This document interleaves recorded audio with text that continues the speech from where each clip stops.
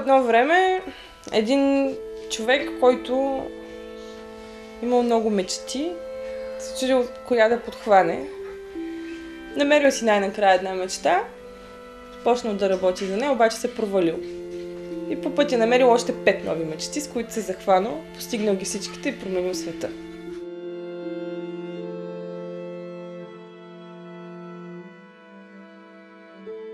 Това е горе-долу моята история. Защото аз като мечтая, обикновено в процеса на мечтаяне се случват още към 500 нови неща. И установявам по пътя, че те са били правилните, а не първоначалното нещо. И ми се иска да си мисля, че променям по някакъв начин света. И най-вероятно го правя всъщност. С всичките неща. И според мен е много важно да осъзнаем, че и като родители много променяме света. Защото всяко дете, което възпитаваме или не възпитаваме, променя обществото и го прави по-добро или по-лошо.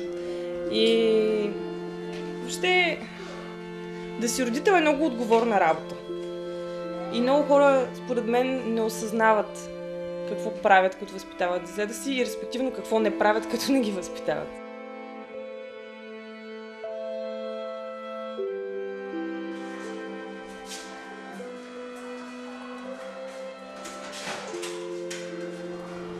Занимавам се с доброволчество, с младежка работа, с страшно много неща, свързани с младите хора в България. Опитвам се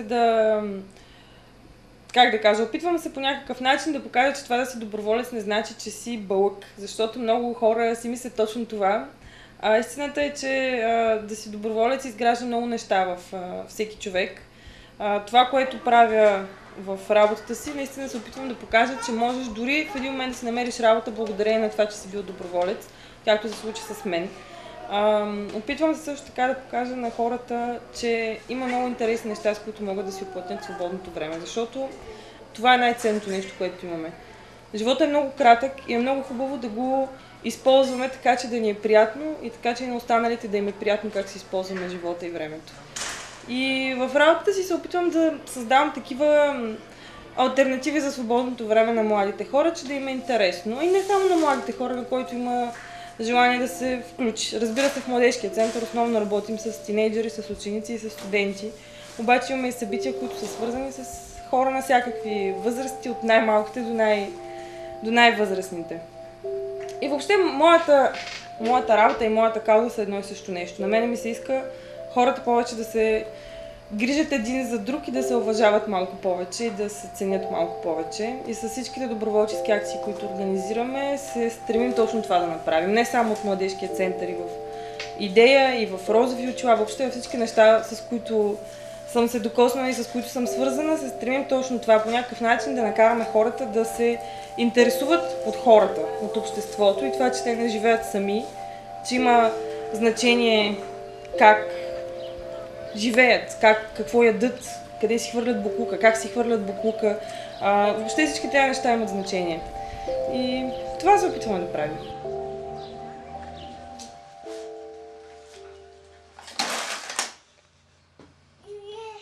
Преди 8 месеца се появи Ади, преди 2 години и 4 месеца се появи Симеон. Аз много резерви съм имала спрямо това, кога ще искам да имам деца и кога ще искам да създам семейство, но истината е, че когато срещнеш подходящия човек, просто спираш да имаш всички въпросителни в главата си и спираш да се питаш дали сега е удобно, дали сега е уместно, дали апартаментът е достатъчно голям, дали заплатата като купиш памперси и така нататък ще ти стигне, просто знаеш, че сега е момента и това е. Не съм имала някакви притеснения, както се срещнах с мъжа ми, винаги съм си знала, че с него ще си бъдем родители на много деца. Надявам се да имаме още деца някой ден, но за сега в момента сме спрели на 2. По икономически причини. Така че за мен е много странно, между другото, когато една жена роди и как после 2 години първо не работи или 3 години, или както примерно в моят случай аз трябваше реално 4 години да не работя. Това за мен е много странно, никога не бих могла да си го причиня, нито между другото и на мъжа ми. Защото според мен ако един мъж се прибира всяка вечер, жена му говори само за пюрета, кърма и памперси, може би в един момент или мъжа ще започне да има нужда само от пюрета, кърма и памперси, или ще му писне да води тези разговори. Така че за мен беше най-нормалното нещо, между другото, да продължа да работя. Докато бях бременна, докато родих, нали не съм работила по 10 часа или по 12 часа, но никога не съм си мислила, че ще спра да работя, когато родя. Двете неща винаги са си вървели паралелно, макар че акцентът винаги е бил, нали, приоритетно са си били дечицата.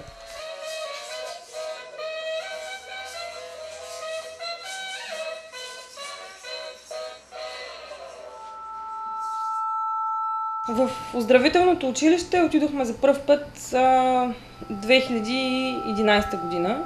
Запознахме се с директорката на един семинар и тя каза, че е много мъчно, че такива дейности като нашите не достигат до децата, които са в нейното училище.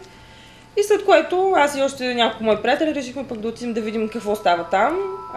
Децата там са с хиперкинетично разстройство, някои са от домове, други са от семейства. Там е много интересна ситуацията.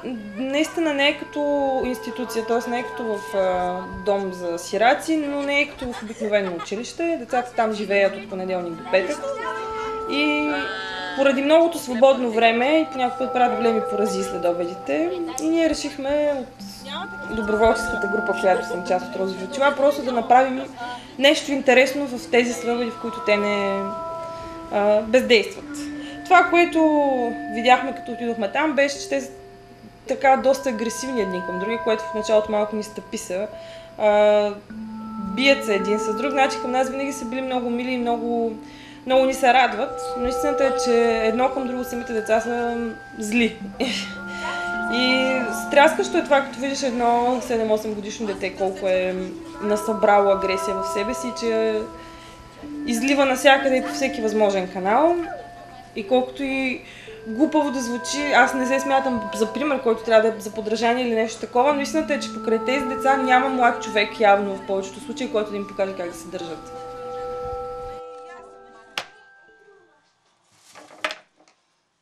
Аз си мечтаех много, като бях малка, да се занимавам с журналистика. Много си мечтаех. И като попораснах, установих, че не съм си мечтала да се занимавам с журналистика, съм си мечтала за друго нещо, но съм си мислила, че журналистика. Аз си мечтаех да бъда военен кореспондент, колкото и странно да ви звучи. Си мислех, че е много нужна работа на света да има някой, който да казва гледната точка на тези хора, които са в тези размирни зони. И последствие установих, че аз не съм си мечтала да бъда журналистка, съм си мечтала да се занимавам с хуманитарна дейност. Не бих променила нещата и в общи линии се опитвам да живея така, че да не съжалявам за изборите, които правя, и ми се получава до момента. Макар че по някакъв път наистина изборите са малко по-трудни, отколкото ми се иска. Особено свързано с работата, много често в гражданския сектор се налага да работиш за без пари, но за кауза, но пък е удовлетворяващо по някакъв начин.